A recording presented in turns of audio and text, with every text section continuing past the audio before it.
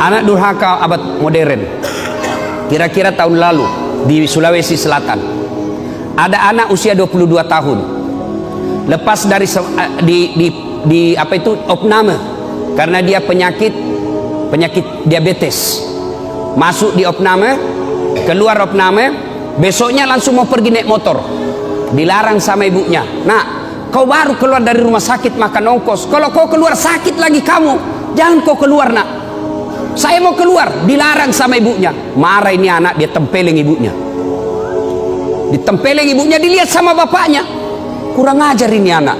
Mamanya ditempeleng. Datang bapaknya, dia pukul, melawan ini anak. Bapaknya usia 60 tahun, ini anak usia 22 tahun. Duel berkelahi. Jatuh bapaknya, pingsan, dia seret masuk ke gudang, dia cungkil dua belah mata bapaknya. Meninggal bapaknya, Pak. Meninggal bapaknya. Tangkap sama polisi. Beberapa hari kemudian meninggal juga ini anak, tidak ada yang mau solati. Sempat ribut di medsos di Sulawesi Selatan. Anak durhaka zaman sekarang. Apalagi anak durhaka. Saya mau pergi ceramah di Sulawesi Selatan, mau pergi takziah. Tiba-tiba ada ibu-ibu menangis. Ustadz, tolong datang ke rumah saya, Ustadz. Nangis, Ustadz, tolong bantu saya. Kenapa ibu? Tenangkan ibu, tarik nafas. Tenang ibu, meninggal suamiku, Ustadz. Tolong datang ke rumah, saya tidak tahu urus bagaimana cara. Saya bilang, bagaimana? Mana semua anak-anaknya? Anakku sibuk semua, Ustadz. Saya datanglah ke rumah itu. Begitu saya datang di rumahnya, saya bilang, Bu, mana nomor teleponnya anaknya? Saya minta nomor telepon anaknya, lalu saya teleponlah anaknya yang pengusaha di Samarinda, orang kaya di Kalimantan. Tabe, Daeng, meninggal bapaknya. Apa kata ibu bapaknya? Daeng, ada berita duka, meninggal bapaknya di Makassar.